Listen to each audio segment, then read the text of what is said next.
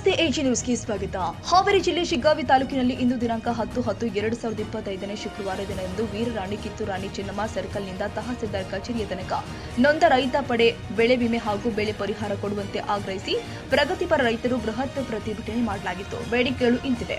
2024-25ರಲ್ಲಿ ಬೆಳೆ ವಿಮೆ ಕಟ್ಟಿದಂತಹ ರೈತರಿಗೆ ವಿಮೆ ಸಿಗಬೇಕು. ಯಾವುದೇ ಬೆಳೆ ಇರಲಿ, ಇಳುವರಿ ಕಡಿಮೆ ಕಂಡು ಬಂದ್ರೆ ಅಂತಹ ಬೆಳೆಯನ್ನ ಹಾನಿ ಅಂತ ಪರಿಗಣಿಸಿ ವಿಮೆ ಕೊಡಬೇಕು. ತಾಲೂಕಲ್ಲಿ 75% ಬೆಳೆಯ ಹಾನಿಯಾಗಿದ್ದು ಅತಿ ಶೀಘ್ರದಲ್ಲಿ ಪ್ರತಿ ಎಕರೆಗೆ 25,000 ರೂಪಾಯಿಗಳಂತೆ ಹಾನಿ ಕೊಡಬೇಕು.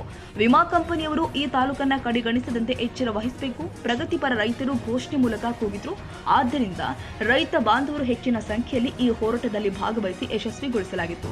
ನಂತರ ತಹಸೀಲ್ದಾರ್ ಆಫೀಸ್ ಎದುರುಗಡೆ ಪ್ರಗತಿಪರ ರೈತರು ಶೇಂಗಾ, ಭತ್ತ, ಗೋವಿನ ಜೋಳ ಅಧಿಕಾರಿಗಳು ಪರಿಶೀಲನೆ ಮಾಡಿಲ್ಲ, ವರದಿಯನ್ನ ಹೇಗೆ ಸರ್ಕಾರಿಗೆ ಕಳಿಸಿದ್ರು ಎಂಬುದರ ಬಗ್ಗೆ ತಮ್ಮ ದುಃಖವನ್ನು ತೋಡಿಕೊಂಡಿದ್ದಾರೆ. ಹಾಗೂ ಬೆಳೆ ಪರಿಹಾರ, ಇನ್ಸೂರೆನ್ಸ್ ಪರಿಹಾರ ಮಾಡಬೇಕು. ಜಿಲ್ಲಾ ಮಟ್ಟದ, ತಾಲೂಕು ಮಟ್ಟದ, ವಿಧಾನಸಭಾದ ಎದುರುಗಡೆ ಪ್ರತಿಭಟನೆ ಮಾಡಲಾಗುತ್ತೆ ಎಂದು ಸ್ಪಷ್ಟ ನುಡಿಗಳನ್ನ ಆಡಿದ್ರು. ಕರ್ನಾಟಕ ಸರ್ಕಾರದ ಮಾನ್ಯ ಮುಖ್ಯಮಂತ್ರಿಗಳಿಗೆ ತಾವು ಶಿಗ್ಗಾಂವ್ ತಾಲೂಕಿನ ಕಡೆ ಕಣ್ಣು ಹಾಕಿ ನೋಡಿ ಸ್ವಾಮಿ ಎಂದು ರೈತರು ಸ್ಪಷ್ಟ ನುಡಿದಿದ್ದಾರೆ. ರೈತರು ತಮ್ಮ ದುಃಖವನ್ನು ತೋಡಿಕೊಂಡಿದ್ದಾರೆ.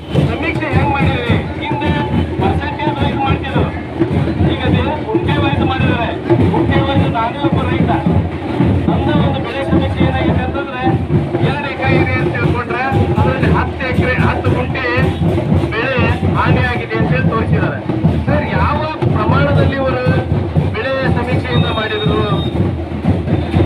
ಹೋದ್ರೆ ನಾವು ಗ್ರಾಮ ಪಂಚಾಯತಿ ಹೇಳಿದ್ರೆ ನನಗೆ ಗೊತ್ತಿಲ್ಲ, ನಿಮಗೆ ಗೊತ್ತಿಲ್ಲ, ಅಲ್ಲಿ ಅಧ್ಯಕ್ಷರಿಗೆ ಗೊತ್ತಿಲ್ಲ, ಪಂಚಾಯತಿ ಸದಸ್ಯರಿಗೆ ಗೊತ್ತಿಲ್ಲ, ನೌಕರ ವರ್ಗದವರಿಗೆ ಗೊತ್ತಿಲ್ಲ. ಆದರೆ ಏನ್ ಮಾಡ್ತಾ ಇದ್ದಾರೆಪ್ಪ, ಏನ್ ಮಾಡ್ತಾರೆ ರೈತರು, ಅಧಿಕಾರಿ ವರ್ಗದವರಿರ್ಬೋದು, ರಾಜಕಾರಣಿಗಳಿರ್ಬೋದು? ಯಾಕೆ ಹಿಂಗಾಗಿದೆ? ರೈತರಿಗೆ ಹೋಗಿ ನಿಲ್ಲಲಿಕ್ಕೆ ಅವರಿಗೆ ಬುದ್ಧಿಮಟ್ಟ ಸ್ವಲ್ಪ ಕಡಿಮೆ ಇರ್ತದೆ.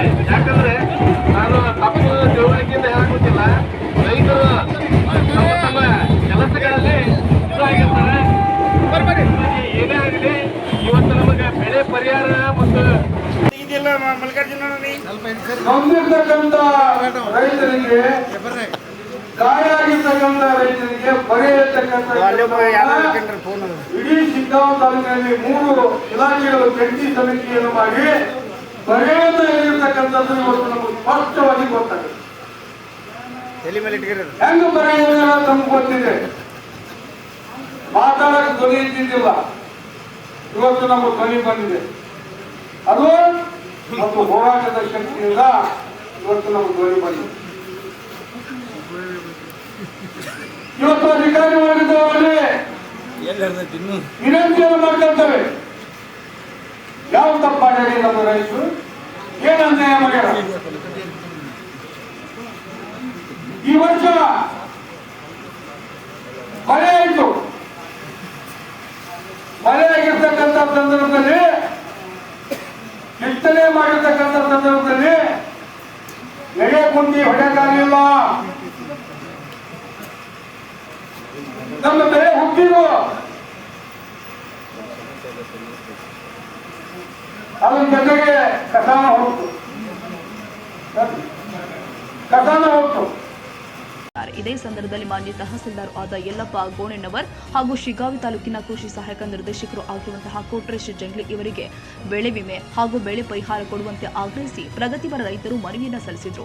ಇದೇ ಸಂದರ್ಭದಲ್ಲಿ ಬಸವರಾಜ್ ನಾರಾಯಣಪುರ, ಉಮೇಶ್ ಅಂಗಡಿ, ಈಶ್ವರ ಹರವಿ, ಮಹಾವೀರ್ ಧಾರವಾಡ, ಚಂದ್ರಣ್ಣ ಬೆಳವತ್ತಿ, ವಿರೂಪಾಕ್ಷಪ್ಪ ಆಡಿನ, ಪರಶುರಾಮ್ ಹುಲಸಾಳ, ಮಲ್ಲೇಶಪ್ಪ ಬೋದಿಹಾಳ, ಯಲ್ಲಪ್ಪ ಸುಂಕದ, ಸಂತೋಷ್ ದೊಡ್ಡಮನಿ, ಜಗದೀಶ ಸಿದ್ದಪ್ಪನವರ್, ನಿಂಗಪ್ಪ ನೆಡಗುಂದಿ, ಪ್ರವೀಣ್ ಗೋಳನವರ್, ಬಸವರಾಜ್ ಕುರುಗೋಡಿ, ಬಸವನೆಪ್ಪ ಗುಳೇದಕೇರಿ, ರವಿ ಗೂಳನವರ, ಅಜ್ಜಪ್ಪ ಲಮಾಣಿ, ದೇವಣ್ಣ ಹಳವಳ್ಳಿ, ಮಾಲತೇಶ್ ಕೋರಿ, ರಾಜು ಬಡ್ಡಿ, ಶಂಬಣ್ಣ ಕುರುಗೋಡು, ರಾಜು ಟೋಪನವರ್, ವಿರೂಪಾಕ್ಷಪ್ಪ ರಾಣೋಜಿ, ಸುರೇಶ್ ಮುರಾರಿ ಮತ್ತು ಶಿಗ್ಗಾವಿ ತಾಲೂಕಿನ ನೊಂದ ರೈತ ಪಡೆ ಮತ್ತು ವಿವಿಧ ರೈತಪರ ಸಂಘಟನೆಗಳು ಅಧ್ಯಕ್ಷರು, ಸರ್ವ ಸದಸ್ಯರು, ಕರ್ನಾಟಕ ರಕ್ಷಣಾ ವೇದಿಕೆ, ವಿವಿಧ ಸಂಘಟನೆಗಳು, ಶಿಗ್ಗಾವಿ ತಾಲೂಕು ಎಲ್ಲ ಸಂಘಗಳ ಪದಾಧಿಕಾರಿಗಳು, ಸಾರ್ವಜನಿಕರು ಹಾಜರಿದ್ದರು.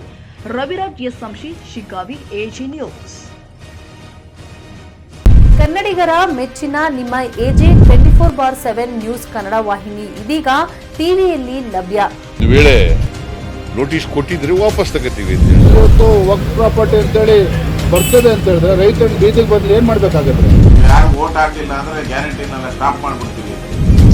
ಮತ್ತೊಂದು ಹೆಸರೇ ಕರ್ನಾಟಕ ಮತ್ತು ದೇಶ ವಿದೇಶ 360 ಡಿಗ್ರಿ ಸುದ್ದಿ ಹಾಗೂ ಉತ್ತರ ಕರ್ನಾಟಕ, ಬೆಳಗಾವಿ, ಬಾಗಲಕೋಟೆ, ಧಾರವಾಡ, ಹಾವೇರಿ, ಗದಗ, ಬಿಜಾಪುರ ಜಿಲ್ಲೆಯ ಕ್ಷಣ ಕ್ಷಣದ ವಿವರವನ್ನ ಪಡೆಯುವುದಕ್ಕೆ AJ 24/7 ನ್ಯೂಸ್ ಕನ್ನಡ ವಾಹಿನಿಯನ್ನ ಲೈಕ್ ಮಾಡಿ, ವಿಡಿಯೋಗಳನ್ನ ಶೇರ್ ಮಾಡಿ, ಕಮೆಂಟ್ ಮಾಡುವ ಮೂಲಕ ನಮ್ಮ ವಾಹಿನಿಗೆ ಸಹಕಾರ ನೀಡಿ ಮತ್ತು ಚಾನೆಲ್ ಅನ್ನ ಸಬ್ಸ್ಕ್ರೈಬ್ ಮಾಡಿ. ಧನ್ಯವಾದಗಳು.